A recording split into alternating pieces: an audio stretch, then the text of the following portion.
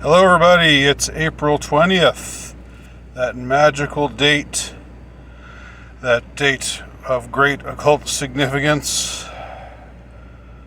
24 years ago today, in a affluent suburb of Denver, Colorado, something happened. 134 years ago today, in a tiny village in Upper Austria, a child was born. Need I say more? Let's get to the questions. Okay. Gonna start with somebody who wrote me via email, and he writes, I was born in 1992 and from Los Angeles, California, where I reside to this day. Tattoos are unfortunately very common. I am repulsed by tattoos, especially on females. I suppose I am lucky because I am an observant Jew and my religion forbid tattoos. So I feel sorry for you, Goyim. This is a good guy, okay? This is a good guy. I want you guys to be nice to him, okay? This is a good guy. So anyway, why are tattoos so popular these days, especially among females? What do you think is the solution, other than prayer and hoping to the Creator's salvation? I share your general revulsion towards tattoos. I don't like them. I think they are unsightly. There's not a single instance I can think of in which a tattoo has enhanced a woman's appearance. It always has a detrimental effect. It always makes her less attractive. If she was attractive before, she's less attractive. If she's not attractive, then she's even more not attractive by having a tattoo. And the more they have, the worse. So I don't have a religious-based objection to tattoos. And I think plenty of people who have tattoos are fine people. But I do think that women who just stick them all over their bodies, there's a problem there. And I think I'd say the same thing about piercings as well. You know, extreme piercings not including the ears. As for why they are so popular, I mean, it's something that they sold to middle America. It was just like, you want to be cool, you want to be edgy, you want to be hip.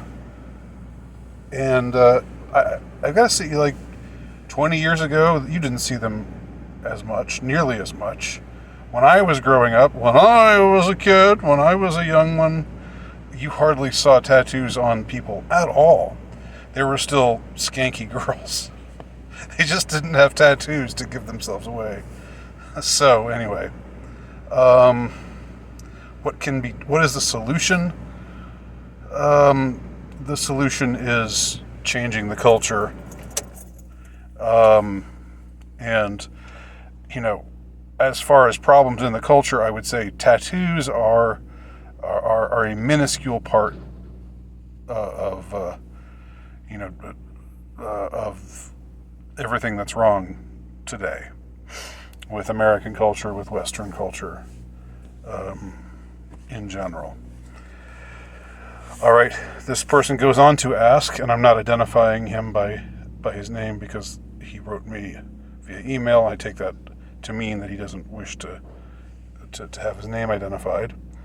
One more. And he has a bonus question. Recently, you mentioned you have some Italian blood, and according to Wikipedia, Nowicki is a Polish surname. That is correct. Are you comfortable with sharing what your ethnic background is? I think I've done this before, but I can do that. I can share share it as far as I know. My father was half Italian and half Polish. He had a Polish dad and an Italian mom. And so as a result, I'm a quarter Polish and a quarter Italian. From my mother's side, I am half. Let's see, how did it work with them? My maternal grandmother, my mother's mother, was her maiden name was Stone. I believe she was just Anglo-Saxon English. But she married a feller who ended up dying in World War II. So my maternal grandfather was killed in the what's it called? The Battle of Hurtgen Forest, which was just a bloodbath. He died at a young age. It's a tragic thing that many a young man faced. And so his name was Anderson. I believe he was most, if not all, Scandinavian, specifically Norwegian. So I believe, a quarter Italian and a quarter Polish from my dad's side. From my mom's side, I'm a quarter English, Anglo-Saxon, and a quarter Scandinavian, specifically Norwegian. So there you go. That's me. Okay, moving on. Okay, so I'm going to go now to the questions that were on my regular page, and then I'll go to the questions that were on my backup channel. Andrea Daly asks, what do you think of Insomnia, the original and the remake? I prefer the remake. It's been years since I've seen Insomnia, the movie Insomnia. And I've actually seen both the original, which I think may have been a Norwegian movie. It starts the Skarsgård guy when he was younger, and then the remake was the remake a Christopher Nolan movie possibly, and I think it had Robin Williams when he was in his I'm gonna play villains, that phase of his career in the early 2000s. I'm going to stop being these cloying, obnoxious guys that you're supposed to love, and start to play actual villains. Yeah, and I have to say, neither one of them made that much of an impression on me. Although I know it's been held to be a film, a great film noir by many. I remember thinking that in the original, the central character, the policeman, the corrupt policeman, is much more ruthless, and just gets away with it. Whereas in the Americanized version, the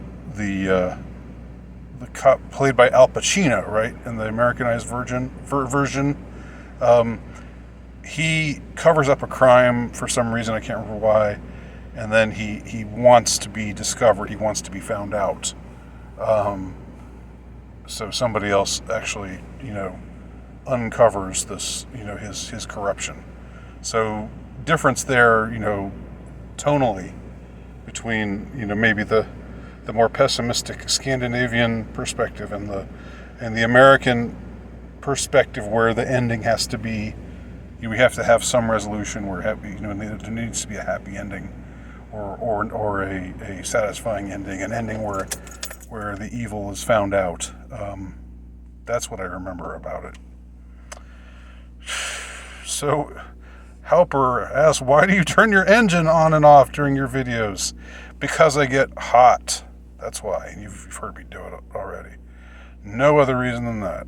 Because I get hot and I want to turn on the AC. And then I turn it off just because, I feel like maybe I don't want to waste too much gas.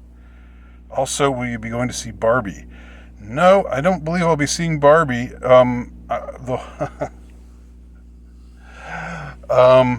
It's the build up to it is interesting and kind of funny, and people are memeing it all over the place. I'm sure they'll make it some Barbie empowerment story or something like that. Which wow, that'll be such a revelation to see. It'll be something that hasn't been done zillions of times already. But maybe not. Maybe it'll actually be another one of the non-woke movies, like the Mario Brothers movie that's doing so well. And people are saying it's great because it's non-woke. And the sequel to Top Gun was also non-woke. I wasn't interested enough in either of those movies to see them, but I know that Top Gun Maverick did very well, and was praised by many, and was supposedly non-woke. And the Mario Brothers movie is doing very well and is non-woke. So hopefully the Barbie movie will be non-woke too. But in either case, I don't think I'll be seeing it. Just because I'm just not interested. But if you want to see it, go ahead. In These Goings Down asks, do you have any favorite war movies? And if so, how do you view the ones based on the Civil War, World War II, or Vietnam now, after all we know these decades later? Sort of two questions in one. Here's the secret, and you can revoke my man card for this. I am not a big fan of the war movie, generally speaking, because it seems to me that a war movie is just like, you want to just show man's inhumanity to man. You want to just show people getting shot up and terrible things happening and war is hell and all that. It just seemed way too easy. And like they so often they just pull out all the stops and just want to overwhelm you with just how brutal everything is. And it just, I don't really care for that. That's more the modern war movie, I guess, starting with Platoon. I think Platoon was the first movie, which was released, I think, in 1986, Oliver Stone. That was maybe the first movie that was, made to make you feel like war is hell. War is terrible. And I agree that war is terrible. I'm not a fan of war at all. But it seems like the older war movies were less about, grinding your face in the brutality of things. And they were more about, passing, especially the ones that were made during the war while it was happening, were just, actually propagandistic war movies. So, but in general, I'm not a big fan of war movies. I think that the exception to the rule for me is Apocalypse Now. And I would argue that Apocalypse Now is not really a war movie. I'd say Apocalypse Now is more of a movie that's set during a war. So the war is the background, but the story is what's in the foreground is more of a human psychological drama. War very much plays a role in informing the psychological drama, but it's not primarily about the war itself. So I think that's why, for me, Apocalypse Now would be an exception. I'm trying to think if there are any other exceptions. I don't think there really are. Again, you can revoke my man card for this, or if you want to tell me, show me a movie that takes place during war that's not just about showing me people getting shot up and I guess that movie that Mel Gibson made a couple of years ago. What was it called? About the guy who was about the guy who who didn't want to fight. He wasn't going to take part in, and it's based on a true story. He didn't want to take part in any of the shoot. He didn't do any shooting, but he was just like somebody who was there to medically assist, soldiers who were injured, and he actually assisted some Japanese soldiers as well. But he did not carry a firearm with him because he was a pacifist. That was interesting. That was an interesting movie. I wouldn't say it was anywhere in the same territory as Apocalypse Now, but it was an interesting movie in that it was trying to show, like, I think depictions of a person who's maybe of a saintly disposition are interesting, but also very difficult. It's very difficult to portray a saint. And I think this guy, I can't remember his name. He's not Catholic, so he's not officially a saint, but I think he is someone who is of a saintly disposition. I think there are people of saintly dispositions who are of all religions and who are of no religion too, but just people who are able to just get beyond the sin that that most of us are bound into, but people who have their eyes on let's say heaven or God or just something higher, and the higher side is able to transcend their concupiscence. I think I'm using that word right. Okay. Justin Fisher asked, did you ever meet the late Joe Sobran? I did meet Joe Sobran a couple of times. I went to a couple of I used to like to go to gatherings like far right gatherings, just because I was interested in just taking it all in, seeing what people had to say and stuff. I went to one that was a part of Chronicles magazine that was held in Rockford, Illinois, where Chronicles magazine was being published. I don't know if I think they're still being published, but never particularly cared for the editor. Thought he was a cranky old bastard. But Sobran was there. He spoke at this thing, and then he also was at one of the American Renaissance conferences, and I saw him there. I think I might have spoken to him. I know that I wrote him and told him I was writing this book at the time, and the book that became The Psychology of Liberalism. And I said, I asked if he would look it over. It was kind of a cheeky thing for me to be requesting, and he wrote back and said, yes, I'm interested in thanks for writing, and yes, I'm interested in your book, stay in touch. But then I think he kind of forgot about that. So, but that's okay. I forgive that. So yes, I met him. I never really met him like up close and personal. I never had a deep conversation with him, but I did meet him. Justin also writes, what is your take on the argument that the 17th Earl of Oxford, Edward de Vere, wrote the poems and sonnets of Shakespeare?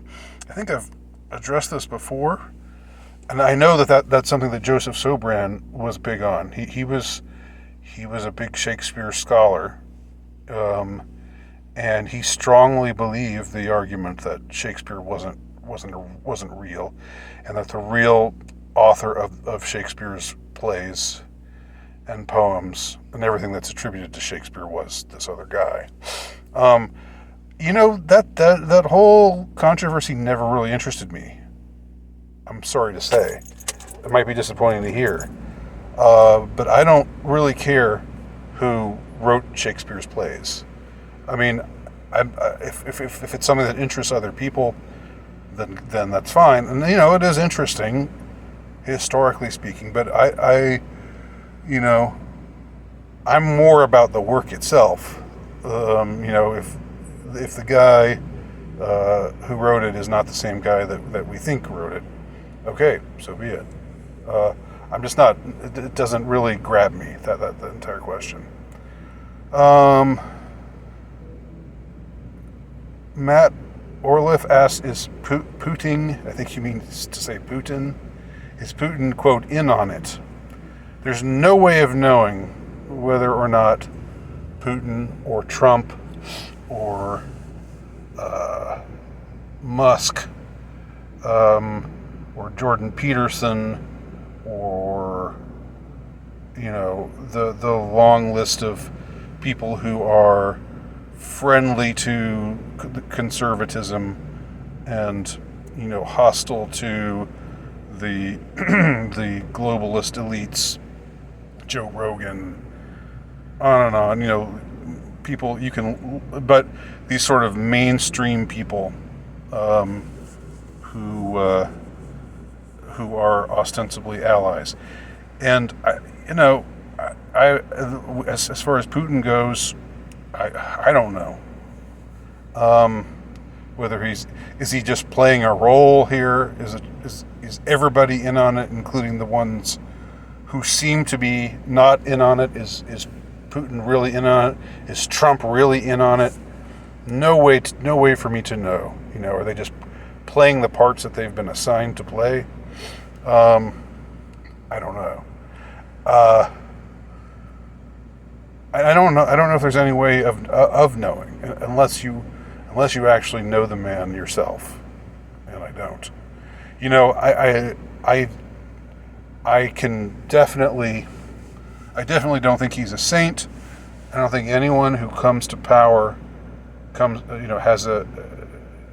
have skeletons in his closet.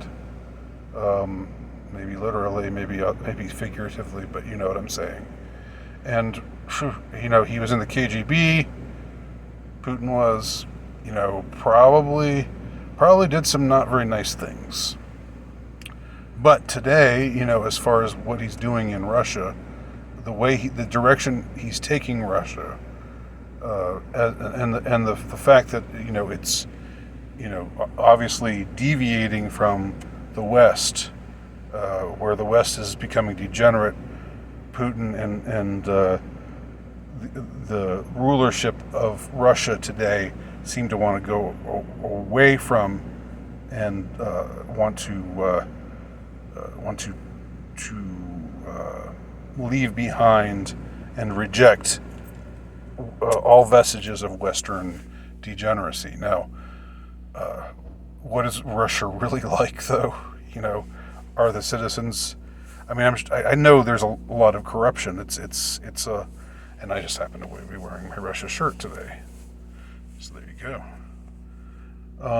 But I don't have any. I don't have like an idealized vision of Russia or of Putin or anybody. Findo Gask asks, have you seen Kilzowski's Decalogue? Any thoughts on it? I looked into it, and I know it's from the same guy who directed the Color trilogy in the 80s and 90s, and it's gotten a lot of acclaim. I actually, when I got this question, I thought, let me try to watch it, and then I found I couldn't find anywhere where it was being streamed, and it seems like the only way to watch it is, if by renting it on DVD, but or buying it on DVD or something. So no, I haven't seen it, and I thus don't have any thoughts about it. But I do take your recommendation to heart, and I appreciate you recommending it to me.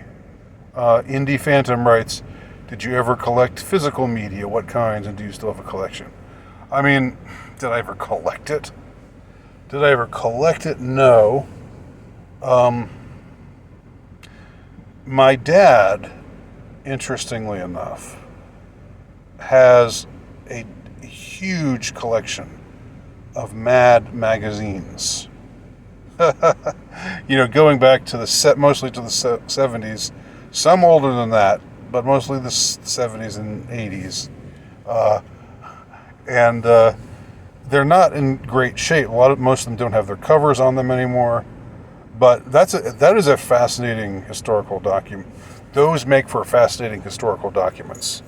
Those magazines, those Mad magazines, because you see, a movie satire from 1974 of like the first airport movie in 1974, or you see the parody of Star Wars that they came out with in 1977, and all other kinds of things like that. It's pretty interesting, and just to see, the kind of humor that was allowed back then, and but when I was a kid, I was a big Hardy Boys fan.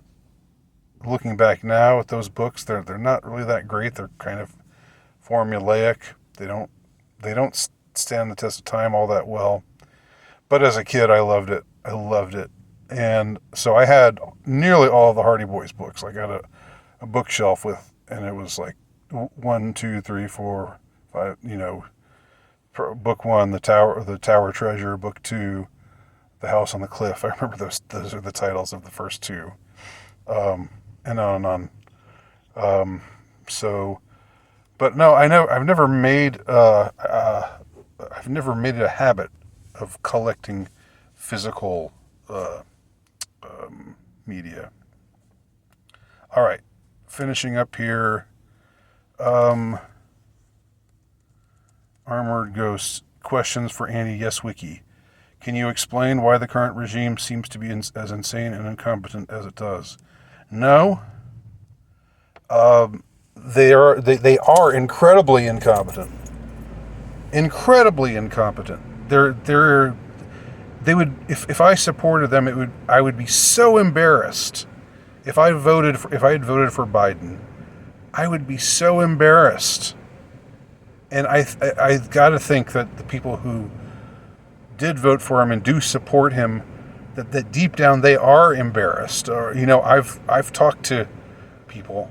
I've talked to people. I won't identify who they are, but people that I know, like people in my family who I differ from politically, and I show them Biden, acting like a depraved dementia patient with sniffing some little kid's hair or whatever, and they're like, oh yeah, poor Biden, or it's like they admit that Biden is not, does not cut a very he basically looks like a doddering, senile old man. And they just kind of feel bad for him. I sometimes feel bad for him too, frankly, even though I don't think he's a good guy at all. But I don't know. I don't know why they've been so incompetent. Like everything they've tried has gone to shit. It's like they don't have any successes to point to, and the only reason that the people who support him is because he's not Trump. They don't support him because they like him. They support him because he's not Trump or some similar Republican, and that seems pretty weak, pretty thin. And that's what makes me very doubtful that he actually got 81 million votes. But that's another story. Next question from Armored Ghost. Do your kids truly realize how based you are? Yes, I believe that they do. I think they do. Something funny that I like to do with my daughter, because she's like, if you are ever a father and you have a daughter, one of the greatest joys in life is teasing your daughter. It's just the way it is. So, like when my daughters will say something to me about, well, I saw these people just acting crazy and getting into they were getting into a fight and at McDonald's, and it was just nuts. And she tells me something like that, and I say something, and I said, you know what? I'm not even going to ask. I'm not even going to ask. And she knows what I'm talking about. She says, "What does that matter?" I'm not. Well, yeah, they were black, but just it's so easy to tease her about certain things. She's a good girl, though. She's more moderate than I am, but she's a good girl. So I don't want to hear anything about her. But yeah, I think they realize how based I am. Likes and dislikes about San Francisco. Last time I was in San Francisco was quite a while ago, 1993. I was so, even then I kind of had the impression that it was a city on the skids. There were a lot of bums everywhere. I didn't see feces anywhere like they talk about today.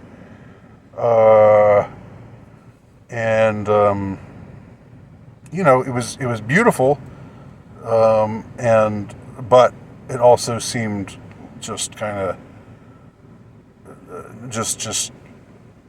it definitely had a sleazy side to it. Today, I bet that's multiplied by 100. I just from everything I hear, just like most of California cities are,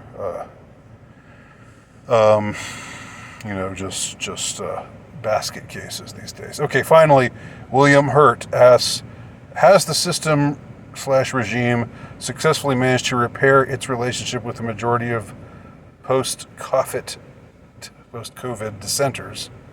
If so, what have been the most successful methods? I don't think they have. I'm still mad as hell about what they did, and I think most other people who stood up against that nonsense are still mad as hell about what they did. A couple of times they've tried to say, look, okay, we were wrong, but it was a different time and blah blah blah. And then one article in Newsweek was put out, which I've talked about here, where the guy says, yeah, the medical establishment, and I was a part of it, we were definitely wrong about so many things.